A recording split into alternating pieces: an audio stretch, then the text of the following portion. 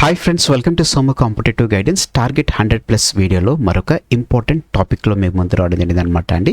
ఇది ఆధునిక భారతదేశ చరిత్ర. ఇందులో యూరోపియన్ల ఆగమనం సంబంధించినటువంటి స్మార్ట్ నోట్స్ అనేటువంటిది మీకు ఇవ్వడం జరుగుతుంది అనమాట అండి. ఇది పోటీ పరీక్షల గురించి ఉపయోగపడేటువంటి కంటెంట్. ఎందుకంటే మీకు టార్గెట్ 100+ అని ఇచ్చాను కాబట్టి మీకు 100+ మార్కులు వచ్చేటువంటి ఈజియెస్ట్ వే అనేటువంటిది నేను మీకు ఇందులో పొందుపరచడం జరుగుతుంది అనమాట అండి.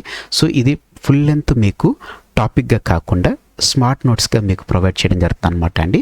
సో ఇక మీదటి ఈ ఆధునిక భారతదేశ చరిత్ర అనేటువంటిది మీరు ఇట్లా స్మార్ట్ నోట్స్లో తెలుసుకుంటారు కాబట్టి మీకు చాలా ఉపయోగపడడం జరుగుతుంది అనమాట అండి. ఇక మనం ఏమాత్రం లేట్ చేయకుండా కంటెంట్లోకి మనం వెళ్ళిపోదాం. ఇది భారతదేశానికి యూరోపియన్ల ఆగమనం అనేటువంటి ఫస్ట్ చాప్టర్ అనమాట అండి.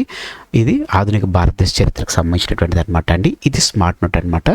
ఈ స్మార్ట్ నోట్లు ఏంటంటే అసలు దేనికి వచ్చారు, దీనికి సంబంధించినటువంటి పూర్తి వివరాలు, వారు చేసినటువంటి కార్యక్రమాలు ఏంటి అనేటువంటిది మీకు ఇందులో పొందుపరచడం జరుగుతుంది అనమాట అండి. సో మెయిన్గా యూరోపియన్లు మన భారతదేశానికి ఎప్పుడు వచ్చారంటే 15వ శతాబ్దం చివరి భాగంలో వారు రావడం జరిగింది అనమాట అండి. వీరు ఎందుకు వచ్చారంటే ఆసియాతోటి ప్రత్యక్ష సముద్ర మార్గాల అన్వేషణ గురించి అని చెప్పేసి వీళ్ళు రావడం జరిగింది అనమాట. ఎందుకంటే 15వ శతాబ్దం చివరి భాగంలో చూసుకున్నట్లయితే మన భారతదేశం అనేటువంటిది అత్యంత సంపన్న దేశంగా ఉండడం జరిగింది అనమాట.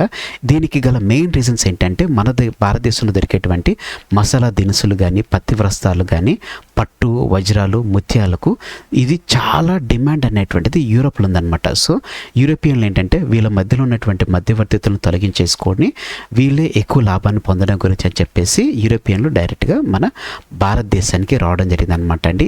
మెయిన్గా వీరు చూసుకున్నట్లయితే కనుక అరబ్ అలాగనే వెనిస్ వ్యాపారుల గుత్తాధిపత్యాన్ని దెబ్బతీయడం గురించి కూడా వీళ్ళు మన భారతదేశానికి డైరెక్ట్గా రావడం జరిగింది అనమాట అండి. అసలు ఇప్పుడు యూరోపియన్లు మన భారతదేశంలోకి రావడానికి కలిగినటువంటి 4 ప్రధానమైనటువంటి కారణాలు అనేటువంటిది ఇక్కడ మీకు తెలపడం జరుగుతుంది అనమాట అండి. ఫస్ట్ కారణం వచ్చేసి ఆర్థిక కారణాలు, సెకండ్ కారణం వచ్చేసి రాజకీయపరమైనటువంటి కారణాలు, థర్డ్ కారణం వచ్చేసి మతపరమైనటువంటి కారణాలు, ఫోర్త్ కారణం వచ్చేసి సాంకేతికమైనటువంటి కారణాలు అనమాట అండి.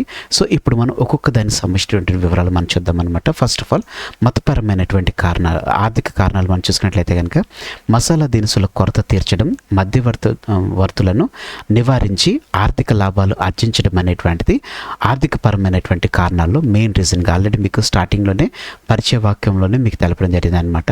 సో నెక్స్ట్ రాజకీయ కారణాలు మనం చూసుకున్నట్లయితే కనుక బలమైన జాతీయ రాజ్యాల ఆవిర్భావం, అంటే పోర్చు, స్పెయిన్ అండ్ వలస సామ్రాజ్యాల విస్తరణ కాంక్ష అనేటువంటిది వీరు పెంచుకోవడం గురించి, అంటే వారి యొక్క రాజ్యాన్ని వీరు కూడా విస్తరించాలని చెప్పేసి విస్తరణ కాంక్షతో రావడం జరిగింది.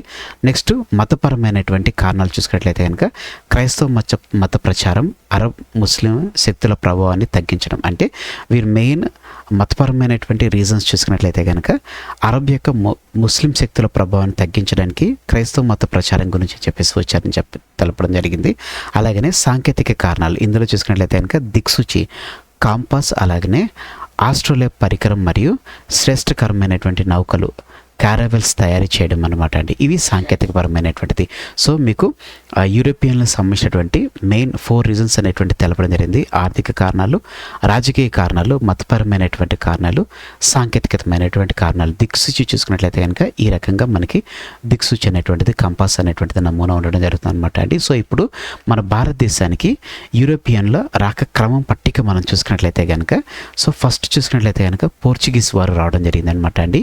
ఆ పోర్చుగీస్ వారి తర్వాత మనం డచ్ వారు రావడం జరిగింది అనమాట. పోర్చుగీస్ వారు వచ్చేసి 1498 15వ శతాబ్దం చివరిలో వచ్చారని చెప్పి తెలిపాను కదండి.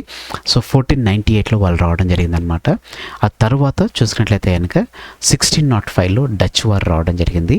ఆ తర్వాత ఆంగ్లేయులు, బ్రిటిషర్స్ అనమాట 1608లో రావడం జరిగింది అనమాట అండి. సో డెన్మార్క్ వారు చూసుకున్నట్లయితే 1620లో వారు రావడం జరిగిందనమాట.